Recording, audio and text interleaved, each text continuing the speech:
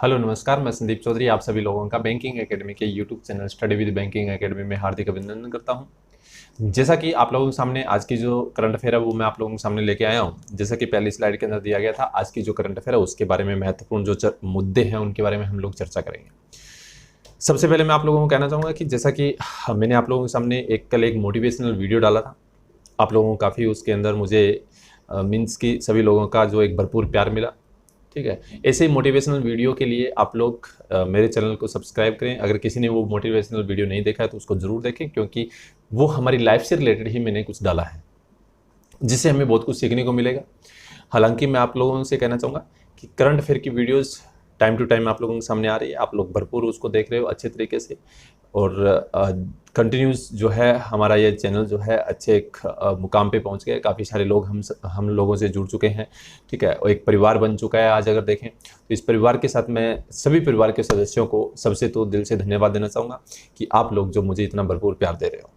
हमारी टीम आप लोगों के लिए भरपूर मेहनत कर रही है, तो मैं आप लोगों से यही गुजारिश करूंगा कि अपने दोस्तों के साथ ज़रूर शेयर करें और उनको भी बोलें कि ये यूट्यूब चैनल जो है वो सब्सक्राइब करें और बेल आइकन पे जरूर क्लिक करें, ताकि जो भी मेरा वीडियो है वो आप लोगों तक जरूर पहुंचे। चलिए बात करते हैं आज की करंट अफेयर के बारे में। देखते हैं, पहली स्लाइड दिया गया है हमारे पास। देखिए, दिया गया today's top news. Slovenia first European country बन चुकी है जिसने, अगर हम बात करें तो यानी कि कोरोना वायरस पैंडेमिक जो है उसको यानी कि पूरी तरीके से खत्म कर दिया है। इसके बाद में सेकंड नंबर न्यूज अपने पास दिया गया, राजनाथ सिंह जो है उन्होंने हाल ही में अगर बात करें 400 करोड़ रुपए जो है डिफेंस टेस्टिंग इंफ्रास्ट्रक्चर स्कीम के जरिए क्या है अप्रूव किए हैं। इसके साथ में थर्ड न्यूज अपने पास दी गई है कि 1500 करोड़ रुपए जो है वो सैंक्शन किया है पंजाब के लिए।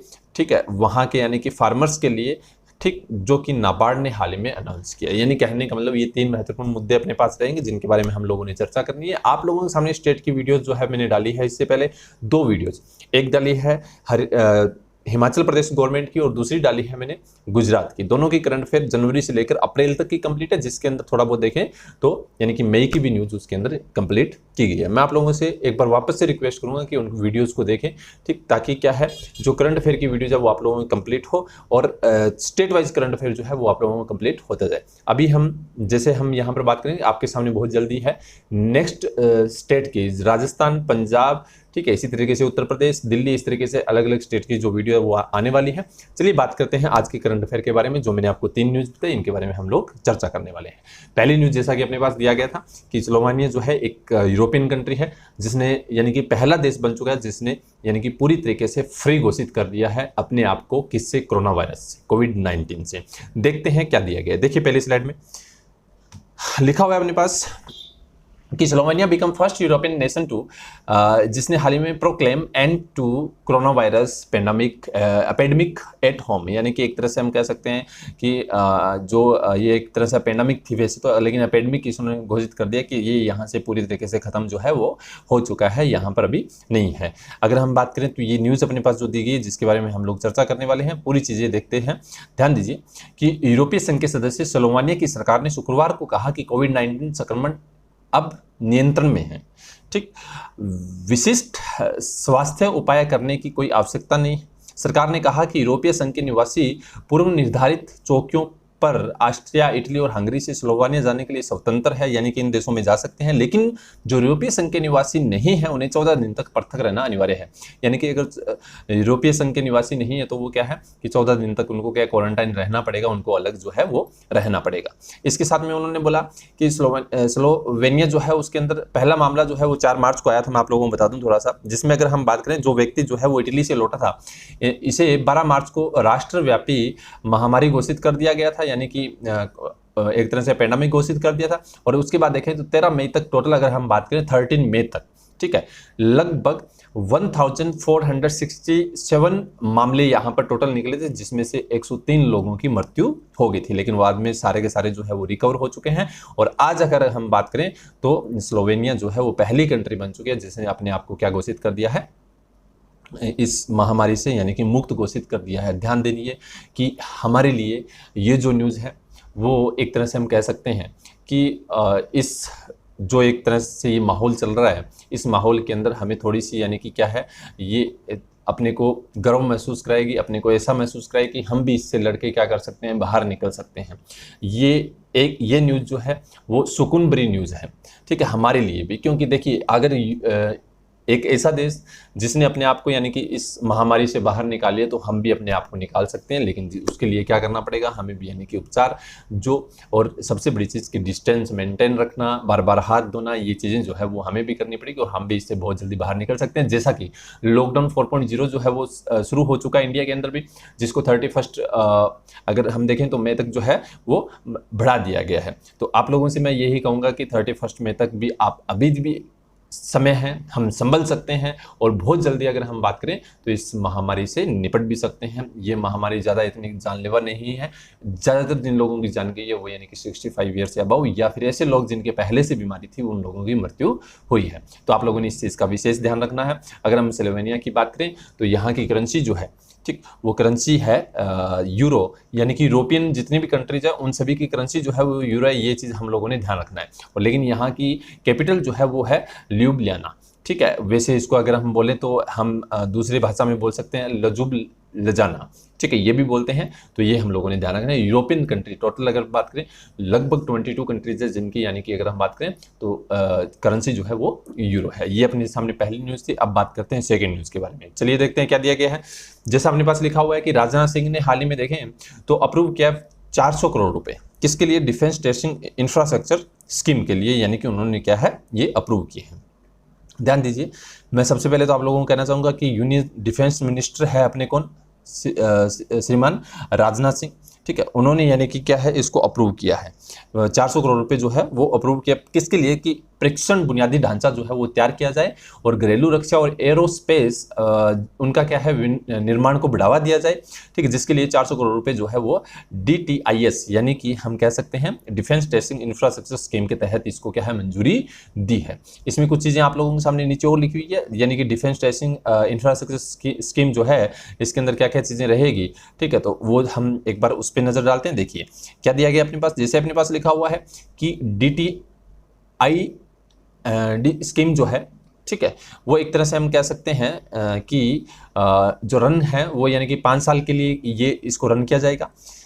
इसके साथ में अगर हम बात करें तो लगभग 6 से 8 न्यू टेस्ट फैसिलिटीज़ जो है वो पार्टनरशिप के साथ में अगर हम बात करें तो एक तरह से हम कह सकते हैं कि स्वदेशी रक्षा उत्पादन की सुविधा प्रदान करेगी। और अगर हम देखें तो उपकरणों के आयात को कम करेगी और देश को आत्मनिर्भर बनाने में मदद की जाएगी। इसके साथ में अगर हम बात करें तो 75% जो है वो धन इसके तहत मुहैया करवाया जाएगा और 25% जो है वो प्रयोजन वाहन यानी कि SPV का मतलब अपने पास यहाँ पर दिया गया स्पेशल पर्पज व्हीकल जो है उसके तहत यानी क्या है इनको दिया जाएगा, वहन किया जाएगा। ये किसके तहत आया है, तो एक्ट कंपनीज एक्ट 2013 के तहत इसको पंजीकृत किया गया है। और आने वाले समय के अंदर देखें तो बहुत ही यानी कि बहुमत के 2 रक्षा औद्योगिक गलियारों में आने की उम्मीद है। यह योजना केवल DIC में टेस्ट सुविधाएं स्थापित करने तक सीमित नहीं है। हम कह सकते हैं कि ये जो एक तरह से ये जो अपने पास इसमें दिया गया है, सबसे बड़ी चीज़ आप लोगों से यही पूछा जा सकता है एग्जाम के अंदर कि हाल ही में डिफेंस टेस्टिंग इंफ्रास्ट्रक्चर स्कीम के तहत टोटल कितना फंड दिया गया, तो वो हम लोगों ने याद रखना है 400 करोड़ रुपए। किसने लॉन्च किया, तो हमारे जो डिफेंस मिनिस्टर है राजनाथ सिंह, जिनकी यानी कि कॉन्स्टिट्यूंसी जो है वो है लखनऊ, तो उनके द्वारा क्या है इसको रिलीज किया गया। टोटल कितने रुपए, 400 करोड़ रुपए। पूछा जा सकता है कि DTIS की फुल फॉर्म क्या है, तो डिफेंस टेस्टिंग इंफ्रास्ट्रक्चर स्कीम जो है वो इसकी फुल फॉर्म है। ये भी हम लोगों को पता होना चाहिए। तो ये अपनी जो है वो सेकंड न्यूज़ थी, आप लोगों ने मोस्टली इसके ऊपर ध्यान देना है। चलिए बात करते हैं थर्ड न्यूज़ की। दिया गया है कि लगभग 1500 करोड़ रुपए है वो सैंक्शन किए हैं पंजाब के लिए, पंजाब के यानी कि जो फार्मर्स है उनके लिए। किसने, नाबार्ड ने अनाउंसमेंट किया है।